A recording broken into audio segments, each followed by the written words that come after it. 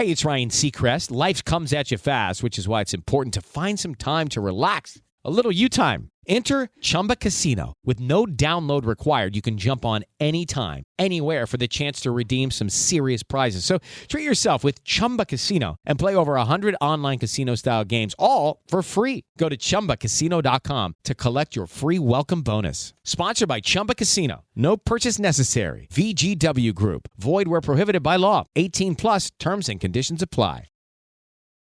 You are listening to The Evidence Locker. Thank you for tuning into our podcast. We're able to bring you new episodes thanks to the support of our sponsors. Please check them out, as they offer some exclusive deals just for you, our listeners. If you prefer an ad-free experience, you can find us on Patreon, with plans starting at just $2 a month. Plus, 25% of all Patreon proceeds go directly to the Doe Network, helping to bring closure to international cold cases. For more details, check the link in our show notes. Our episodes cover true crimes involving real people, and some content may be graphic in nature. Listener discretion is advised. We produce each episode with the utmost respect for the victims, their families, and loved ones.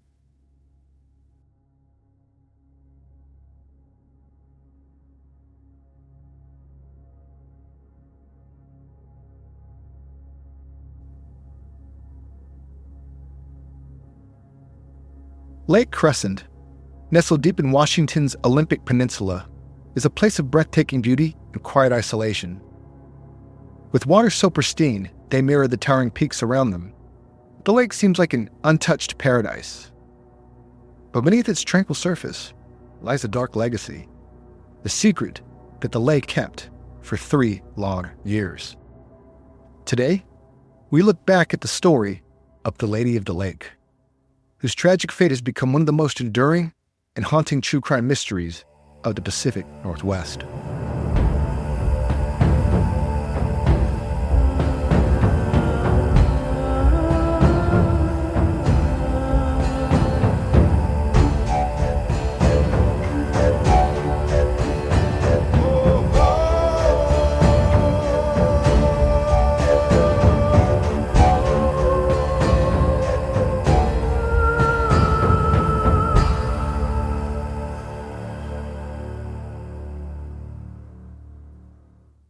Lake Crescent lies about 20 miles west of Port Angeles, within what is now Olympic National Park.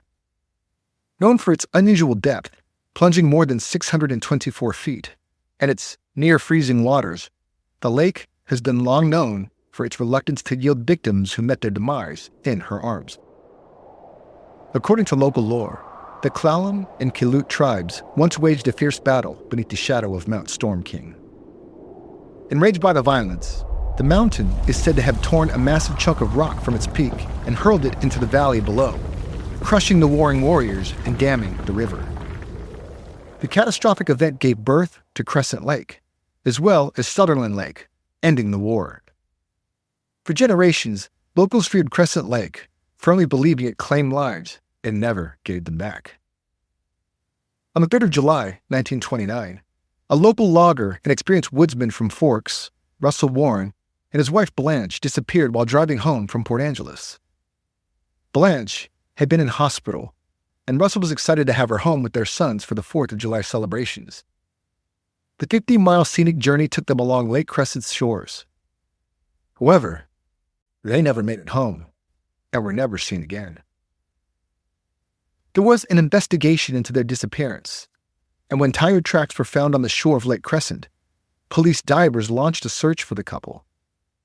This particular stretch of the lake is reportedly more than 400 feet deep, and searchers were unable to find any trace of the missing couple in the treacherous waters.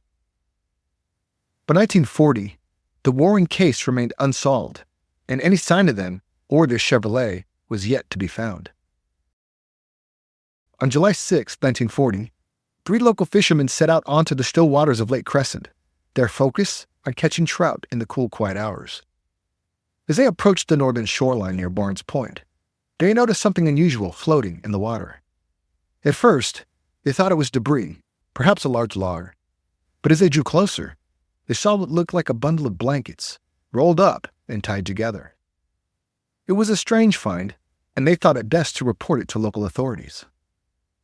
Once ashore, first responders confirmed that it was the remains of a woman. The body was wrapped in 2 blankets, and hemp rope held it all together.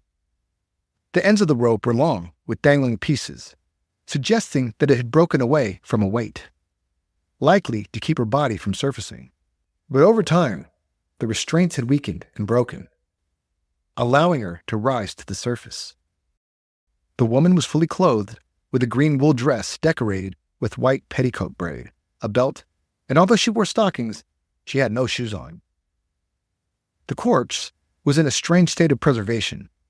Her face was unrecognizable, and her skin had turned a pale, waxy white with a rubbery texture, making her look more like a mannequin than a real person. After a recovery team fished the body out of the lake, she was transported to Port Angeles, where medical professionals conducted a thorough examination. The first autopsy revealed that she was disposed of 5 to 12 months before she was discovered, possibly longer. She had suffered a brutal beating before her death. Her skull was fractured, and she bore evidence of strangulation, either one of which could have caused her death. This was no accident or suicide. It was murder. There was something strange about the state of preservation, though. As Dr. Irving Cavaney, who examined the body, recalled, "I never saw a corpse just like this one before. The flesh is hard, almost waxy. She must be nearly as large as when she went into the water. I'd say she's about 5 feet 6 inches in height and that she weighed about 140 pounds when alive." Forensic experts identified the unusual putty-like texture of her skin to be the phenomenon known as saponification. In the cold, mineral-rich waters of Lake Crescent, the fats in the woman's body had quite literally transformed into soap. This rare process explained why the body remained intact, despite being submerged for so long. Yet despite the preservation of the body, the flesh on the victim's face was gone. Perhaps because it protruded from the blankets, making her unrecognizable. Her skull still held her auburn hair in place. The puzzling discovery caused quite the stir throughout the surrounding towns.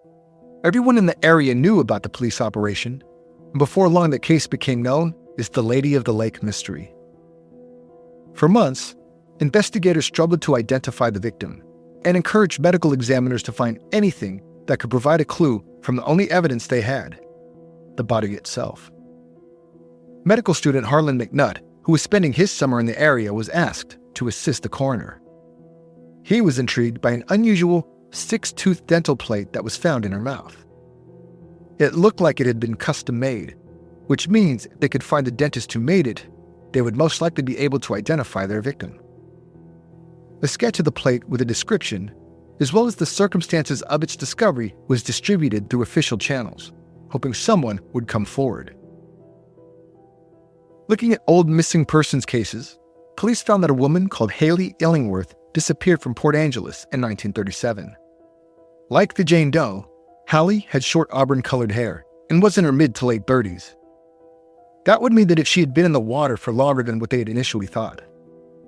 But if this was Hallie, how did she end up at the bottom of a lake? Hallie Latham was born in Greenville, Kentucky on the 7th of January, 1901, the fourth born in a family of 10 children. She was perhaps unlucky in love, as in her mid-30s she was heading down the aisle for the 3rd time. With 2 failed marriages behind her in South Dakota, Hallie moved to Washington for a fresh start. She was known for her striking beauty and a warm demeanor that made her popular amongst locals. Hallie worked at the Crescent Lake Tavern in town, where she met Montgomery J. Monty Illingworth, a charismatic World War I veteran. He was a beer truck driver, and they saw each other whenever he made his deliveries. Monty was everything Hallie seemed to be looking for: charming, adventurous, and well-liked in the community. The two quickly fell in love and were married in June 1936. But Monty's charm masked a darker side. By all accounts, he was a possessive and violent man, prone to heavy drinking and fits of rage. Hallie was no wallflower and stood her ground as best she could. To say that their relationship was tumultuous would be an understatement. Police were often called by neighbors on account of the Illingworths' heated arguments. Hallie confided in friends that Monty's temper frightened her. They also noticed that Hallie had bruises on her face and arms, even a black eye on more than one occasion.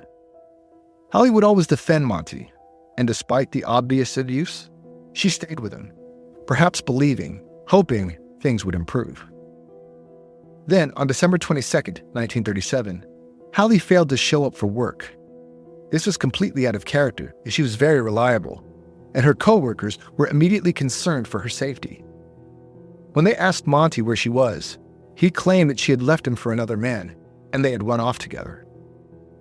Monty said Hallie's new boyfriend was a Navy lieutenant commander, and that they had gone to Alaska. Her friends did not buy it. Hallie never mentioned her plans to leave, nor did she suggest there was another man in her life. But no one had any evidence to dispute Monty's story, so they had to accept it. But Hallie's friends could not shake the feeling that something bad had happened to Hallie and informed authorities of her disappearance. But with no witnesses and no body, there was little more they could do but hope and pray she was still alive somewhere. For a while, life carried on, with the unsettling mystery of Hallie's disappearance lingering in Port Angeles. Monty was not going to hang around and filed for divorce 5 months after Hallie was last seen, citing incompatibility as a reason, rather than desertion, which does not add up to his version of what had happened to Hallie.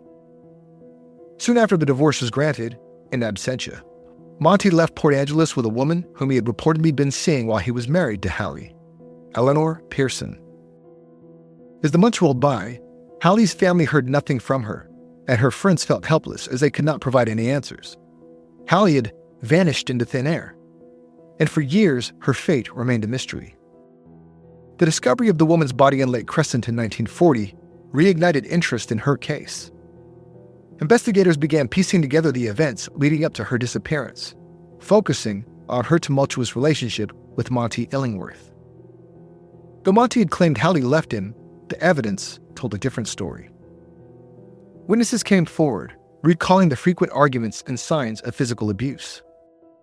A former neighbor described seeing Monty with scratches on his face shortly after Hallie's disappearance, injuries he dismissed as the result of a bar fight. Monty's sudden departure from Port Angeles also raised suspicion. It is Ryan Seacrest here. People always say it's good to unwind, but that's easier said than done. The exception, Chumba Casino. They actually make it easier done than said, or at least the same. Chumba Casino is an online social casino with hundreds of casino-style games like slots and blackjack. Play for fun. Play for free for your chance to redeem some serious prizes. Sign up now and collect your free welcome bonus at ChumbaCasino.com. Sponsored by Chumba Casino. No purchase necessary. VGW Group. Void where prohibited by law. 18 plus terms and conditions apply. Investigators had a closer look at the circumstances of Hallie's disappearance.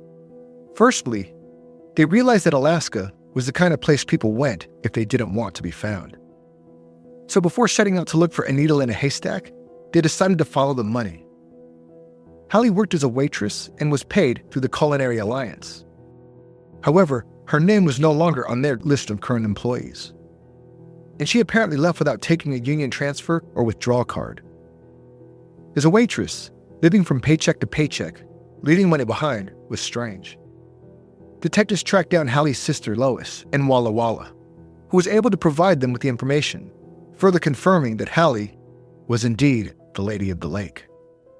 She told them that Hallie had a partial denture, and that she was complaining of a large bunion on her right foot. Lois had not heard from, nor had seen her sister since the end of 1937. Hallie's sister Cammie, who lived in Vancouver, Washington, informed police that the last she heard from Hallie was a Christmas postcard, dated December 21st, 1937. It was Cammie who told them about Hallie's dentist in South Dakota.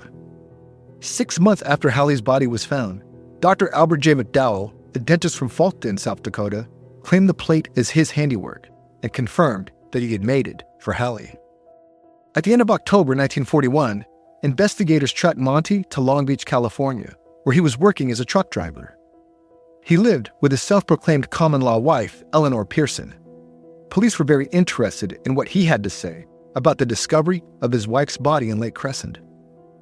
In police custody, Monty claimed that on the night of December 21st, 1937, he had gone to a party with his friend Tony Enos. He came home drunk and rowdy. He said Hallie lost her temper and left, saying he would never see her again. When questioned by police, Tony Enos confirmed the party and the date. He also said that when he saw Monty the following morning, Monty told him he had to take Hallie to the Port Ludlow ferry. So, which version was it? Did Hallie leave in the middle of the night? Or did she run off to Alaska with her new beau? Or did Monty drive her to the ferry to go who knows where? Monty was tripping himself up in all of his lies. He was charged with Hallie's murder and extradited to Washington to stand trial. The Monty Illingworth trial began in early 1942 in Clallam County Superior Court and was a sensational news story. Photographs of Monty flanked by Eleanor and his mother, Flossie, were all over the front pages. Members of the public turned up in droves to watch the trial. Homemakers, teenagers, anyone who had been taken in by the Lady of the Lake mystery. It was a welcome escape from the horrors of World War II that usually dominated the news, and everyone was invested. The prosecution painted a damning picture of Monty, a man who had grown increasingly violent toward his wife. They argued that on the night of her death, Monty had flown into a drunken rage, attacking Hallie and strangling her. To cover up the crime, he had taken her body to Lake Crescent, weighted it down, and dumped it into the icy waters. Monty tried to cast doubt as to the identity of the body found in the lake. He claimed that the last time he saw Hallie, she was alive and well, and he firmly believed she was still alive. According to Monty, Hallie had often threatened to leave him, and he was convinced that she had done just that. His defense team also questioned the timeline of events, suggesting that Hallie's body could have been placed in the lake at a later date. They pointed out that there was no witness to the murder, nor to the disposal of the body. But the forensic evidence was hard to refute. The saponified state of Hallie's body preserved evidence, and the autopsy clearly indicated foul play, such as strangulation marks around her neck. The dental plate undeniably belonged to Hallie, as the dentist from South Dakota confirmed at the trial. Moreover, Hallie's friends identified the green wool dress found on the deceased victim as Hallie's. The smoking gun, so to speak, that sealed the deal for the prosecution was the fact that Monty had borrowed 50 feet of rope from a shopkeeper at the west end of Lake Crescent. According to the shopkeeper, Monty told him he needed the rope to tow a truck that was stuck somewhere. The store still had some remnants of the same hemp rope, fibers matching the ropes used to tie Hallie's body up. After a tense 3-week trial, the jury only took 4 hours to find Monty Illingworth guilty of second-degree murder. He was sentenced to life in prison at the Washington State Penitentiary in Walla Walla. His life sentence was later reduced to a term of 9 years, and he was paroled in 1951. But then, the story of Hallie Illingworth had already become a part of local legend, forever tying her name to the Lady of the Lake. After his release, Monty disappeared into obscurity. All we know is that he died in Los Alamitos, California, in November 1975, age 65. Hollis Foltz, a criminologist with the Washington State Attorney General's office, who helped investigate the murder, outlined the most likely sequence of events that December night in 1937. It's thought that Hallie and Monty, whose relationship had been troubled for months, got into a heated argument in their apartment. Monty, known for his temper, was likely enraged and probably inebriated. Words turned into blows, and as the fight escalated, Monty struck Hallie over the head and then strangled her. In a moment of blind violence, her life was taken. Monty likely panicked. Killing Hallie wasn't part of his plan, or so it seemed. But if her body was discovered, there would be no hiding his guilt. The apartment would have been evidence enough of what happened, and witnesses could surely attest to their volatile marriage, so he set out to get rid of the evidence. Prosecutors believed that Monty placed Hallie's lifeless body in the trunk of his car and drove it to Lake Crescent, far from the prying eyes of their neighbors. By the time he arrived, it was late, and the shore was deserted. At the lake, Monty meticulously wrapped Hallie's body in blankets, tying the bundle tightly with rope he had stopped to borrow from a local store. He placed the weighted bundle in a rowboat, and under the cover of darkness, he rowed out into the lake's frigid waters. Once he'd reached a point where he believed the water was deep enough, he pushed the bundle over the edge. The weight dragged it down into the lake's depths, disappearing into the blackness below. Monty likely thought this was the end of the story, that the water would hide his crime forever. During the trial, there were whispers about whether Monty had acted alone. Could someone have helped him, either in the crime itself or in disposing of Hallie's body? No evidence ever surfaced to support these theories, and Monty himself never implicated anyone else. Even now, the details of that night remain speculation, pieced together from evidence, witness accounts, and Monty's own actions. What truly happened between Hallie and Monty in those final moments, we'll never know for sure. In 1940, 2 months into the investigation, before she had been identified, her remains were buried in an unmarked grave in Ocean View Cemetery. The body was exhumed on 2 occasions for further testing, and in January 1942, she was finally interred at Park Hill Cemetery in Vancouver, Washington. Visitors to Olympic National Park often hear Hallie's story, human tragedies that can unfold even in the most beautiful places. It is believed that Lake Crescent still holds many secrets.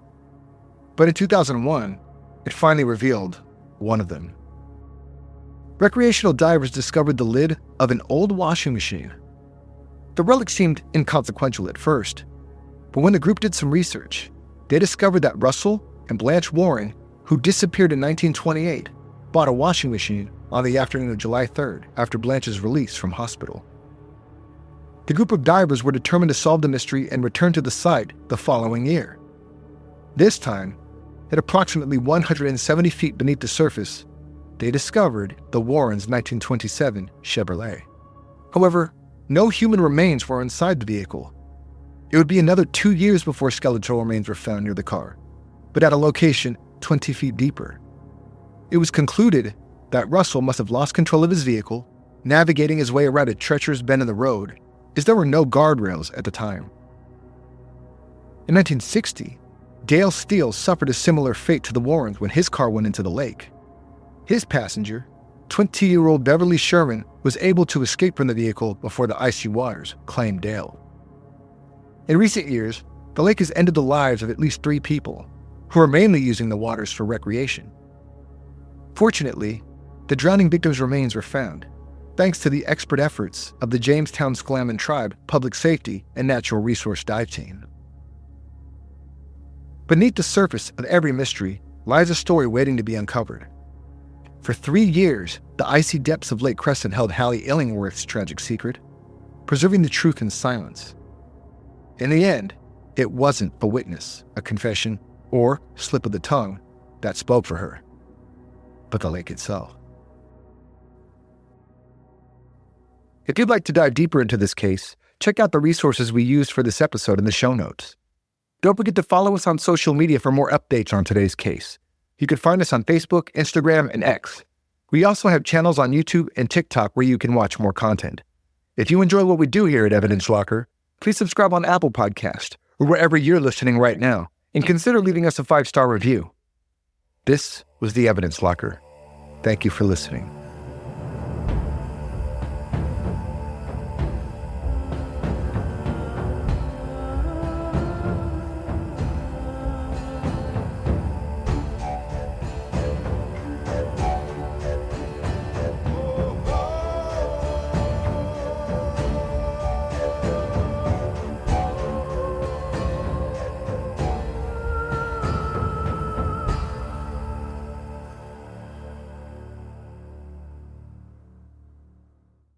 Hey guys, it is Ryan. I'm not sure if you know this about me, but I'm a bit of a fun fanatic when I can. I like to work, but I like fun too. And now I can tell you about my favorite place to have fun, Chumba Casino. They have hundreds of social casino style games to choose from with new games released each week. You can play for free and each day brings a new chance to collect daily bonuses. So join me in the fun. Sign up now at ChumbaCasino.com. Sponsored by Chumba Casino. No purchase necessary. VGW Group. Void where prohibited by law. 18+. Terms and conditions apply.